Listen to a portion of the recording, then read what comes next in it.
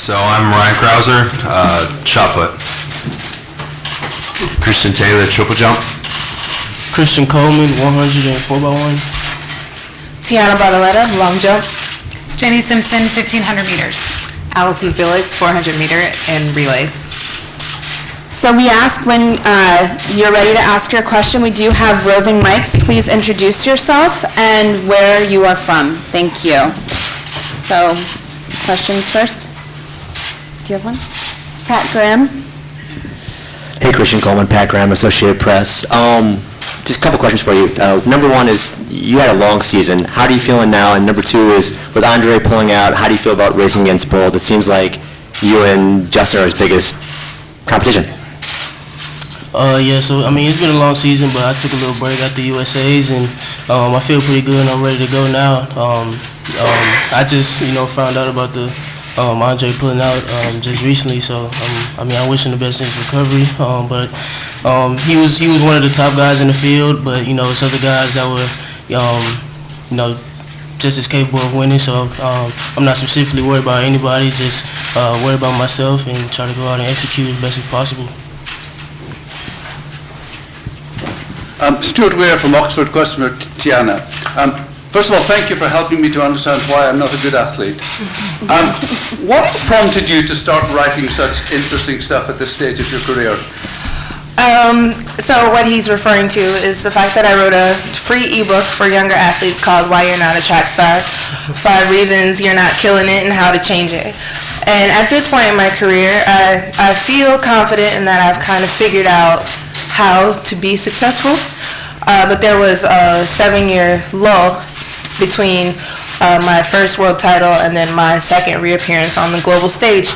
And so I looked back, a lot of reflection, and highlighted and was able to recognize 5 pretty consistent themes that I was doing wrong. And I figured if I could explain that in a way that a young athlete could understand, maybe they could develop sooner and have a longer, more successful career and skip the 7 years of downtime that I had. And so yeah, that's why I wrote the book.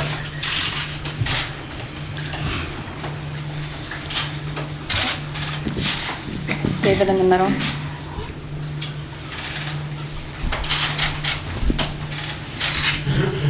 David Monty, Race Results Weekly. 5 years ago at the Olympics that were held in this stadium, this question is for Jenny, the women's 1,500 meter final now has the reputation of being one of the dirtiest races in history. How much progress do you think has been made in cleaning up the sport, and how confident are you that when you step on the track that you'll be on a level playing field?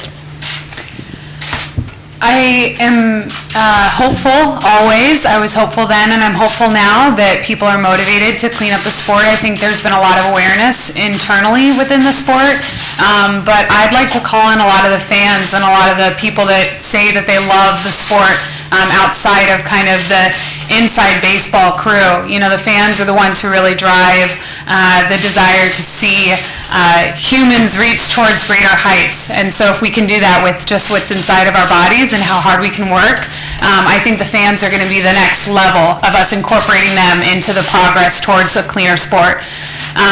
My event is full of controversy. This year isn't unique.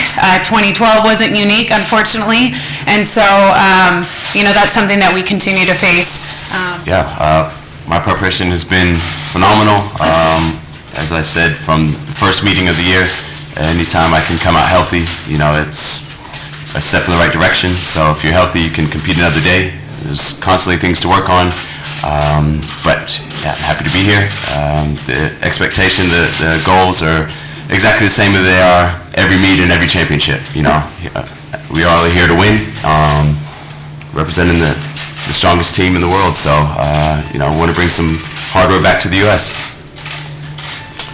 For me, I mean, it's been a long collegiate season, and I hit my goals for the collegiate season, so I had to reset, refocus, to get ready to compete on the world stage. So I feel ready, and just like anybody coming into any race, you want to come out to win, so that's the goal for me. I feel as if I'm in the shape of my life. Flashback to last year when I could not make a single long jump final, and here I am in good form and having several 7-meter jumps under my belt, so I feel really good. Everybody that's made it this far is hardworking and really wants this, and so I think what can often set you apart is if you're happy and healthy. So I'm happy, I'm healthy, and really my main goal is to toe the line at the final. If you're in the 1,500 meters and you toe the line at the final, I can be tough to beat. So I just hope to be there. And I really disagree with everything everyone has said. Training has been going well. I feel like I'm ready to peak at the right time. I'm excited and just looking forward to getting started.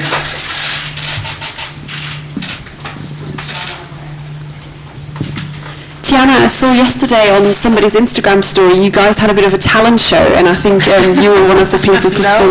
No? Who was performing? For me, this is a business trip. I had no part in the talent show. I'm sorry. Were any of the others performing? I don't know. I wasn't there. I was going to say, does anybody feel that it's important for any of you guys to have some downtime like that? I will answer that question though, because that does speak to how to actually prepare for a world championship.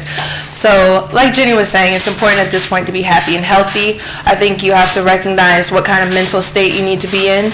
I remember talking about my first title in Helsinki, and that I actually needed to play Xbox and ping pong for the entire week because I was just 19 years old on a team with a lot of older people competing against a lot of intimidating women in the long jump. And so having that available to me kept me level, and I didn't waste a lot of emotional energy before it was time to compete. So yeah, if that's what you need, it is an amazing thing to have that available, but I no longer need those kind of things to prepare for a world championship.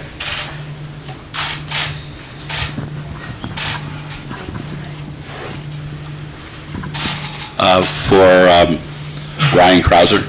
Ryan, you've had some great competitions this summer. You've won with big throws up front. You've won with big throws at the end of the competition. I'm still fascinated how you prepare for big throws at the end of the competition. Yeah, so for me, that's a lot of preparation going in.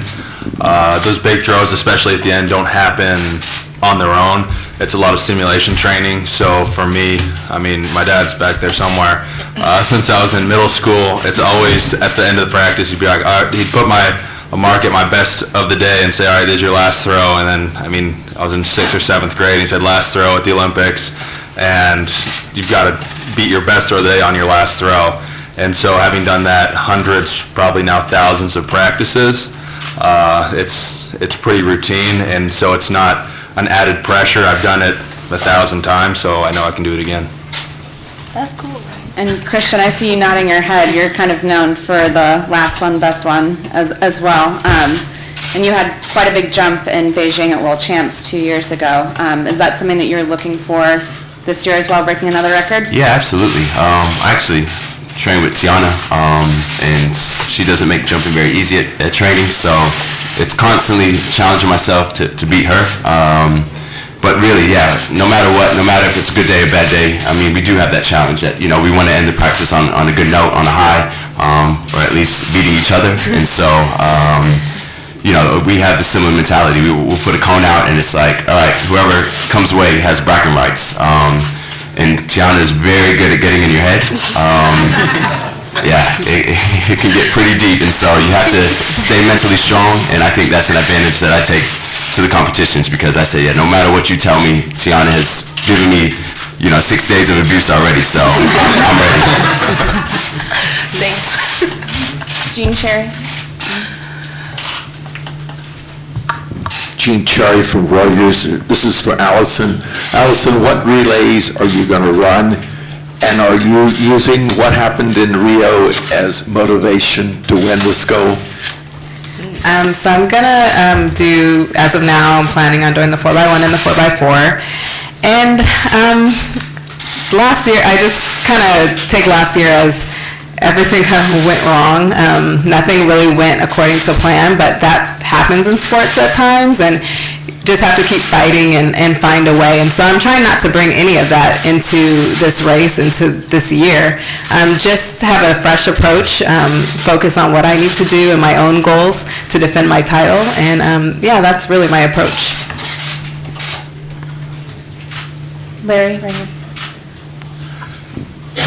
Christian, earlier in the season, you said you love competition. You're hoping Pablo Pichardo is healthy and Will was healthy. Well, you got them both healthy. So what can we expect in the triple jump? Hopefully, the Beijing rematch, just a little further, I do need the push. I need the drive.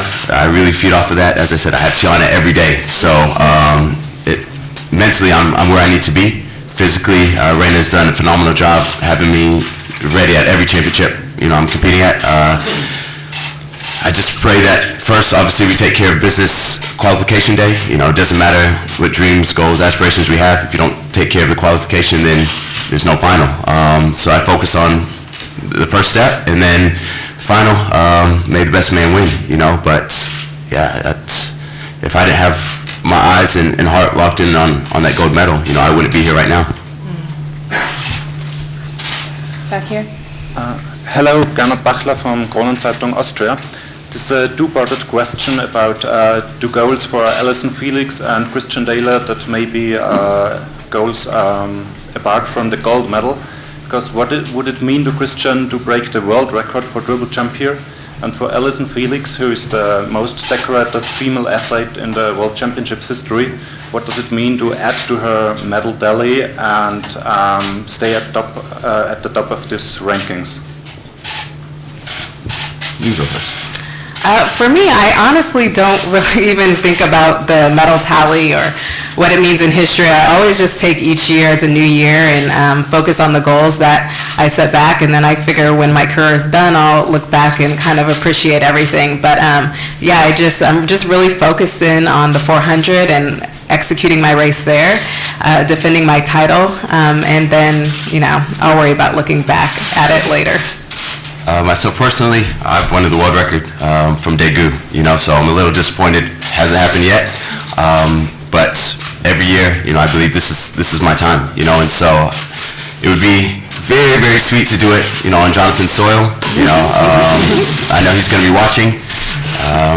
Yeah, he's giving me a little, some hints and some things that maybe could help me get to this distance. I've also heard that it's his son's birthday, and so I would love to give him this gift. But yeah, I'm very excited, and I think it is possible.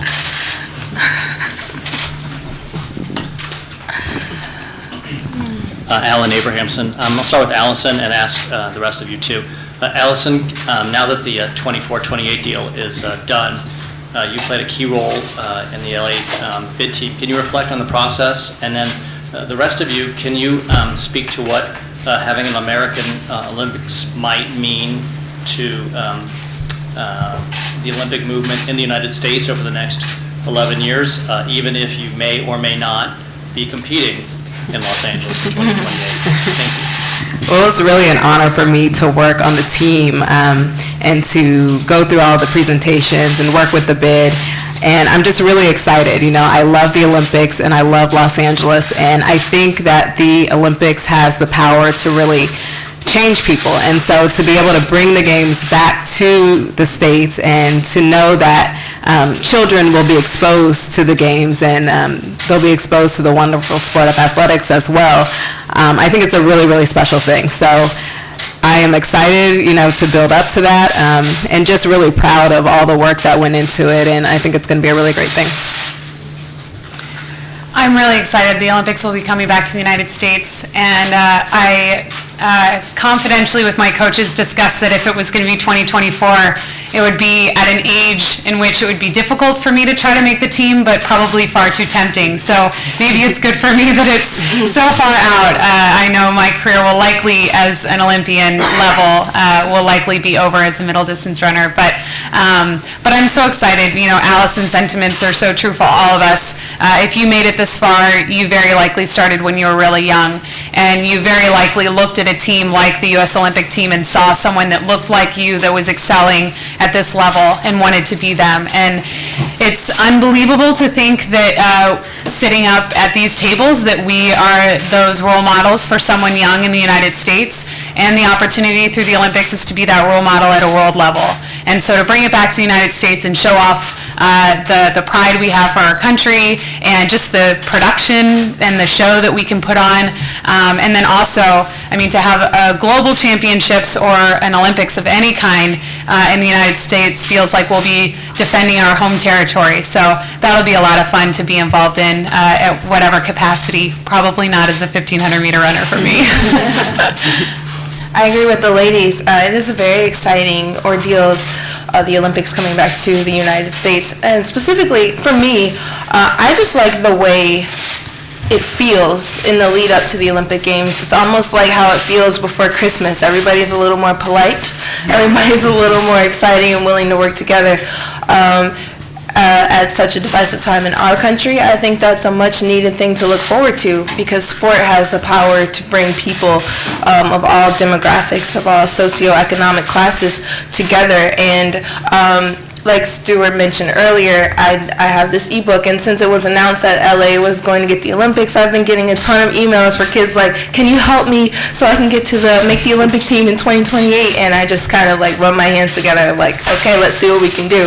And I like that excitement that's already taking place in the US. It's just a positive thing to look forward to. For me, I think growing up in the United States and being a track athlete, everybody, wants to, compete in the Olympics. So that's every little kid's dream. So it's mine as well. So to compete in the Olympics and for it to be, in the United States, that's a lot of pride. You want to defend your home country, and so I'm definitely looking forward to it, and hopefully I can, make that team. I have to thank Kim Collins, because I believe he's given us all hope that we can still continue. I don't think I'll be jumping at that time. I've got some dreams to run the 400, and so hopefully I can take it there and maybe make a relay by then. But I believe it's still possible. Oh my gosh.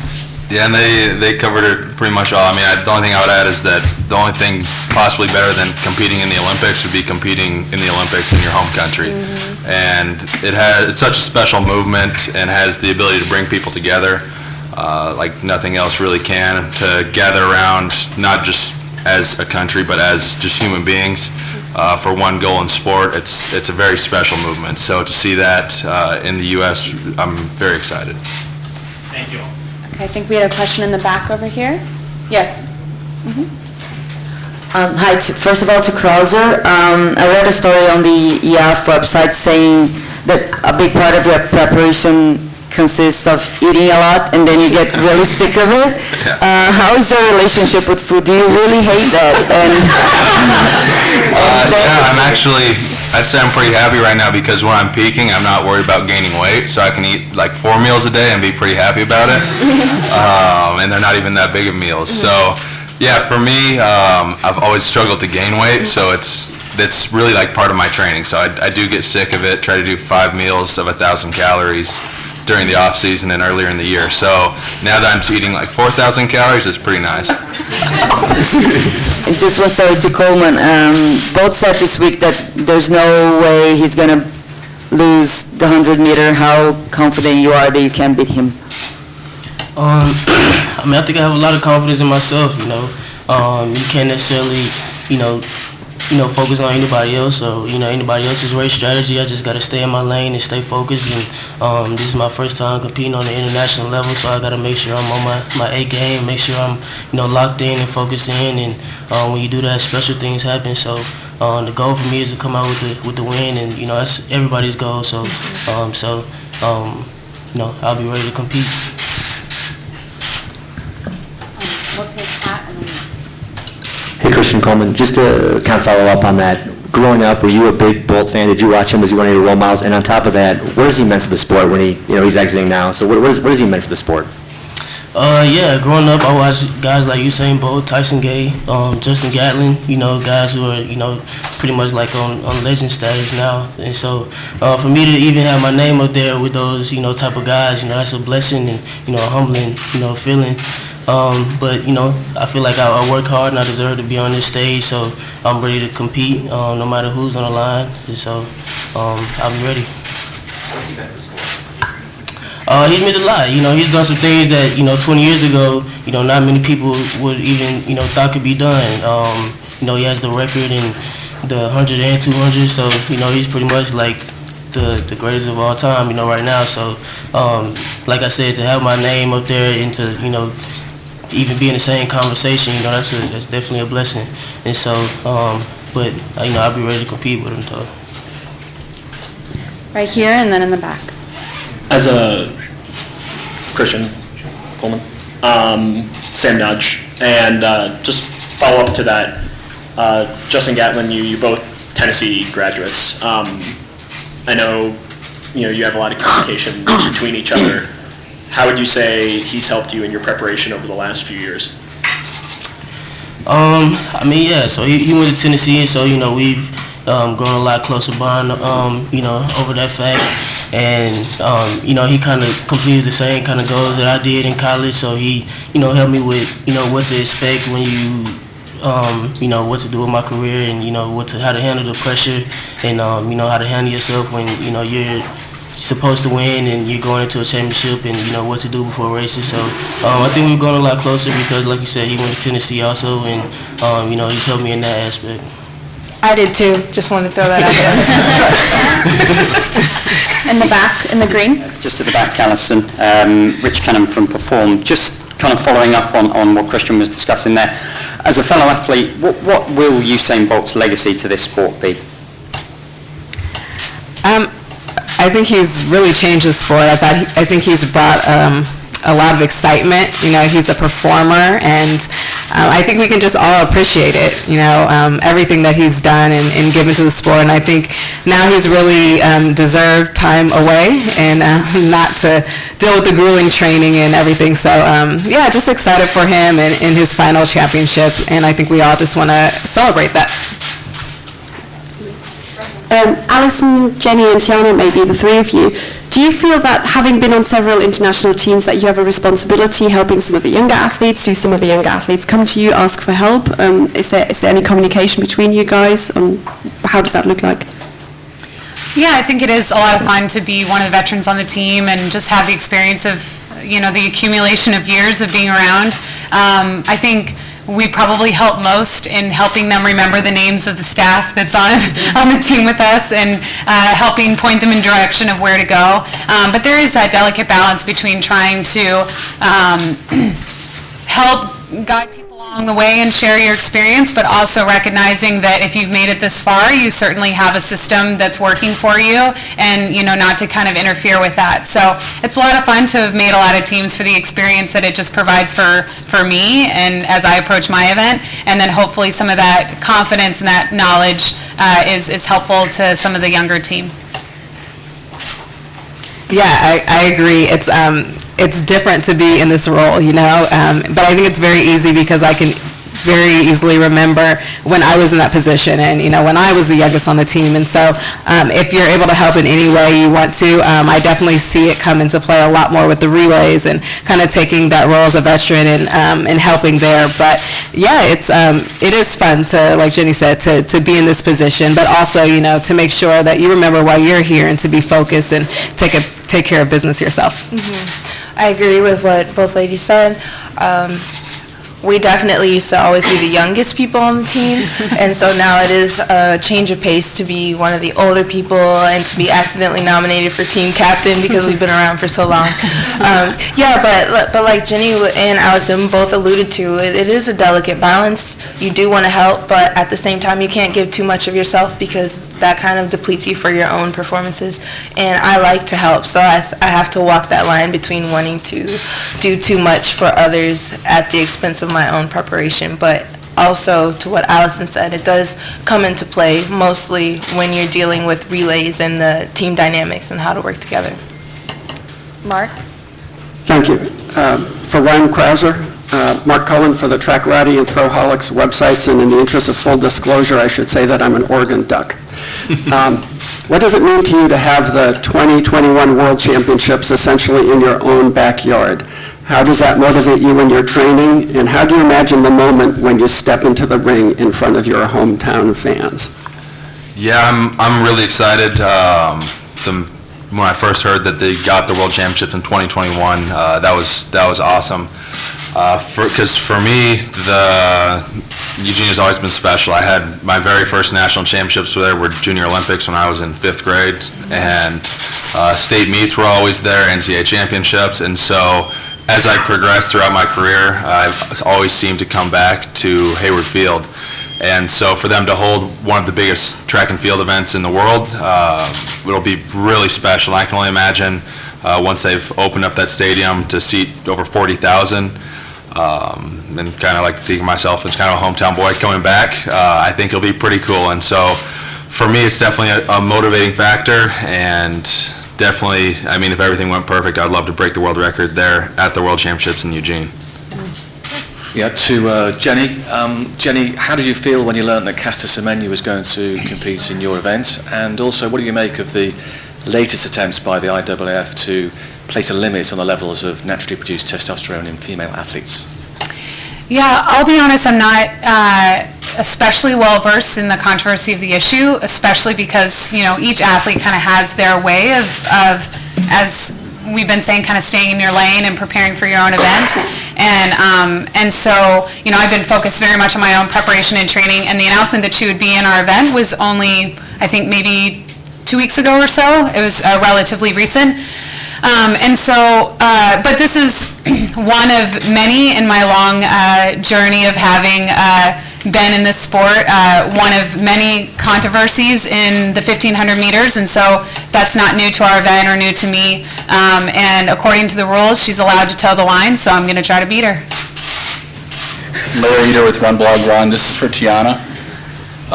The long jump has been pretty fantastic this year. You've got an amazing field, again, 3 women who can obviously go over 7:20, 7:25, and dare we say farther. Tell us how you think the event will play out. I believe that it will be eerily similar to Rio in that we'll feel out the runway and get an idea of what kind of speed the runway can handle, and then rounds 4, 5, and 6 are going to be pretty ridiculous. But like Christian alluded to earlier, this is what I'm used to. We put down cones in the pit at practice, and basically if you don't jump past the previous person's cone, you suck. You should rethink your career in the sport. That's how he would make me feel if I did not find a way to turn up and improve on my jump. So it's something that I am mentally prepared for, and physically, Raina did an excellent job peaking me at the right time. My speed is here. I know that based on nationals, it didn't look like it was, but that's just part of the macro cycle we were in, and I'm ready to roll and ready to jump and ready to bring it each round. Right here in the middle. Right here in the middle. Hi, it's Ben Davies from SNTV. A question for Christian Taylor. So you're focusing on the 400 meters in your future. I just wonder, how important is it to you to get this world record? Is it a closure that you need in triple jump, this world record, before you can fully take that step into a new journey? Yeah, absolutely. You know, I love the 400, you know, and I've done it through high school and had the opportunity to run it at University of Florida. Found a way to kind of give them a shout out, but yeah, I do need this. You know, that is really, that's why I'm here. You know, I'm so frustrated to become every year shorter and shorter, and I don't take for granted the wins. You know, I love being on top of the podium, but now this is the thing that's outstanding. You know, I try to surround myself with world record holders. You know, I try to do everything. You know, they say that these things will you get that aura, you know, and I'm hoping that some things rub off on me, but really, I would just run with pure joy then, you know, knowing that everything on my bucket list was really ticked off. Right here in the white shirt. Mark Woodson, Daily Record. Christian Coleman, how have you prepared yourself mentally for the kind of atmosphere in the circus that's going to surround Bolt, with this being his farewell tour, and have you kind of felt what it would be like to kind of spoil his party? I mean, I think I just take it, you know, one day at a time. I think, I know from watching championships, what the atmosphere would be like, with everybody in the stands and, all the fans and, the Usain Bolt show. And so, just to even be a part of it and be a part of history, that's a great feeling. And, I just got to, hone in on myself and, not think about the atmosphere, just think about myself and my race and go out and compete and to, be one of the guys in contention to win and to, like you said, try to upset Bolt. That'd be crazy. I mean, I guess I haven't really, thought about that yet, but if it happens, I'll just, that'd be great. Do we have any more? Larry? Jenny Simpson. Jenny, I've always enjoyed watching the last lap of the women's 1500s where everything happens and probably the last 200. Can you describe for us what's going through your head in the last 400 of World Championship 1500 meters? Yeah, I think there's an element in which you're ready for everyone to lose their mind because, the whole entire race is going to shift. Even if someone is taken off a little bit earlier in the race, you just know the bell goes off and everybody knows we're under a minute now. And so there's this sense of like kind of managing the chaos and then getting around from the backstretch. And I feel like that last 200 meters, you're coming around and you're just edging closer and closer. And as soon as you can see that finish line, for me, it's all about just running for home. And I think, in practice, I think a lot of times there's a lot of things you can simulate. And I'm sure a lot of athletes across events feel this way. There's nothing like seeing the finish line, and you can't simulate that in practice. And so I don't know why. I've been really fortunate in my career that has always really elevated me to another level that I can't fully explain or articulate, but I think it's a combination of just knowing all the work I put into it and the joy I have for what I do, and it's amazing how what event I'm running and who I'm running against really dissolves in those last 20 to 30 seconds, and it's my favorite part of the race every time. Right back here in the left corner. Sorry, Paul Waldy from the Globe and Mail Canada. Sorry if this was asked before, Christian, but any thoughts on Andre DeGrasse pulling out of the meet? No, I just found out about it today, and like I said, I wish him the best in his recovery. I heard that he had some type of injury, but he was one of the guys that would be in contention to medal. But it's a lot of guys that are also in the field that are very competitive. So I can't necessarily focus on that. Just focus on myself and prepare for my own race. David, right here in the middle.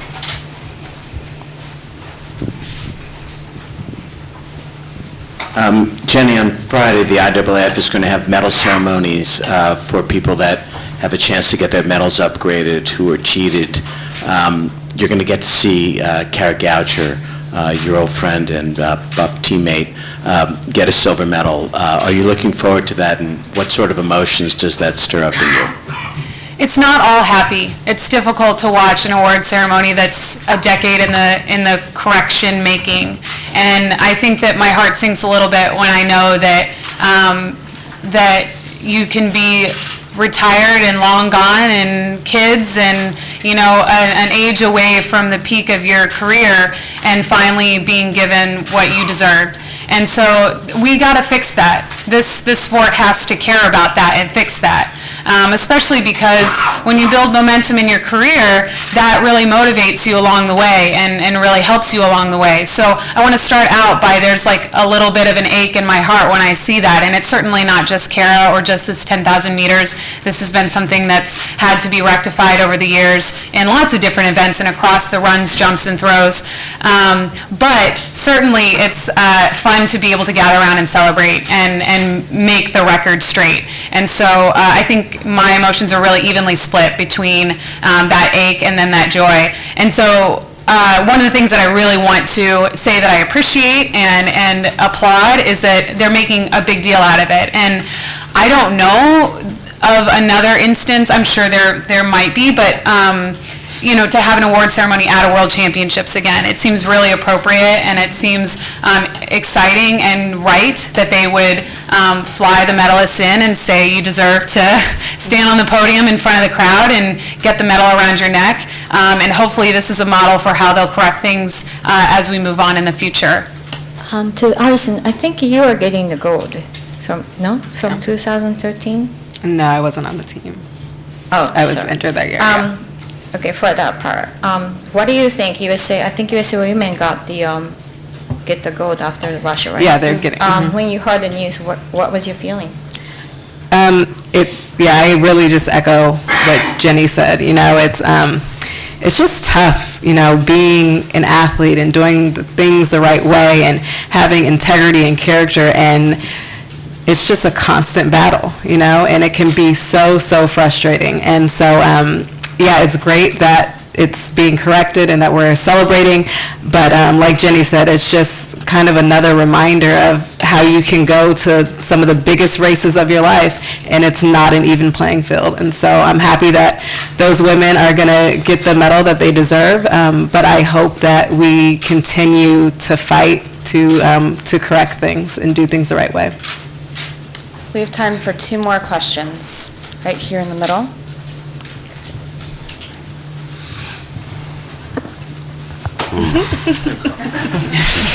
Yeah, question to Jenny. The last 2 champs finals have been quite slow the first couple of laps. Do you think we might see a different sort of race this year with the likes of Laura Muir and Kirsta Halpern both in the field who like to get out and push it from the start?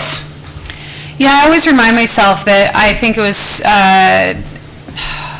it 2012 or 2013, one of those years, not a single woman on the world scene for the entire year. It was one of those years, no one broke 4 minutes for the entire season. And now we see 3:56 and we see 3:57 pretty regularly. And so as there's a larger contingent of women that are capable of keeping up and believe that kind of blistering pace can kind of set them apart from another set of the group and they won't be alone out front, I think that's really possible.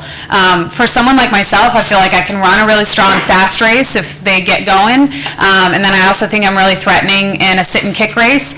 And so for me, I like that there's, the possibility that it could be either way, and a little bit of the unpredictability in the race I think really works to my favor because I think I can kind of think on my feet. I would love to see, I guess what would be the most exciting in my mind for a fast race is to give the crowd something really fun to cheer for, and to give the crowd a real show. I think a sub-4 race would be a lot of fun at the World Championships.